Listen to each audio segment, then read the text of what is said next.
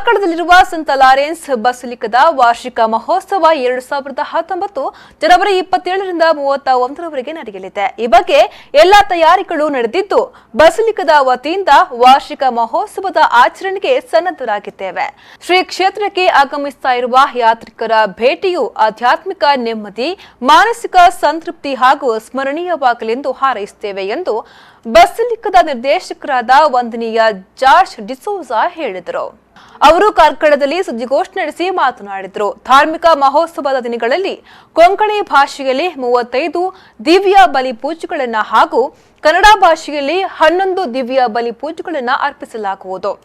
ವಾರ್ಷಿಕ ಮಹೋತ್ಸವ ದಿನಗಳಲ್ಲಿ ಶಿವಮೊಗ್ಗ, ಬೆಳ್ತಂಗಡಿ, ಮೈಸೂರು, ಮಂಗಳೂರು ಹಾಗೂ ನಮ್ಮಿ ಉಡುಪಿ ಧರ್ಮ ಕ್ಷೇತ್ರದ ಧರ್ಮಾಧ್ಯಕ್ಷರು ಇಲ್ಲಿಗೆ ಆಗಮಿಸಿ ಬಲಿ ಪೂಜೆಯನ್ನು ಅರ್ಪಿಸುವರು ಎಂದರು. 2019 ಜನವರಿ ತಿಂಗಳ 27, 28, 29, 30 ಹಾಗೂ 31ರಂದು ನಡೆಯುತ್ತದೆ.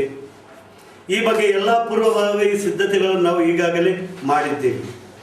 ಈ ವರ್ಷದ ವಿಶೇಷ ಏನೆಂದರೆ, ಕರ್ನಾಟಕ ಸರ್ಕಾರದ ಪತ್ರ ಸಂಖ್ಯೆ OE 496 PCC 2012 ದಿನಾಂಕ 17/11/2018 ಪ್ರಕಾರ ಹಾಗೂ ಕರ್ನಾಟಕ ಸರ್ಕಾರದ ಪೊಲೀಸ್ ಇಲಾಖೆಯ ಮಹಾನಿರ್ದೇಶಕರು ಮತ್ತು ಆರಕ್ಷಕರ ಮಹಾನಿರೀಕ್ಷಕರು ಬೆಂಗಳೂರು ತಾರೀಕು 15/12/2018 ಸುತ್ತಲೇ ಇದರಂತೆ ಕಾರ್ಕಳ ಗ್ರಾಮಾಂತರ ಪೊಲೀಸ್ ಠಾಣೆ ಉಪನಿರೀಕ್ಷಕರು ದಿನಾಂಕ 5/1/2019 ನಮಗೆ ನೀಡಿದ ಲಿಖಿತ ಆದೇಶದಂತೆ ಭಿಕ್ಷಾಟನೆಯು ಕರ್ನಾಟಕ ಭಿಕ್ಷಾಟನೆ ನಿಷೇಧ ಕಾಯ್ದೆ 1975ರ ಅನ್ವಯ ಅಪರಾಧವಾಗಿದ್ದು, ಜಾತ್ರಾ ಸಮಯದಲ್ಲಿ ಭಿಕ್ಷಾಟನೆಯನ್ನು ಹಾಗೂ ಹಬ್ಬದ ಶುಕ್ರವಾರ ಭಿಕ್ಷುಕರಿಗೆ ನೀಡುತ್ತಿದ್ದ ಹಣ ವಿತರಣೆಯನ್ನು ಸಂಪೂರ್ಣವಾಗಿ ನಿಷೇಧಿಸಲಾಗಿದೆ.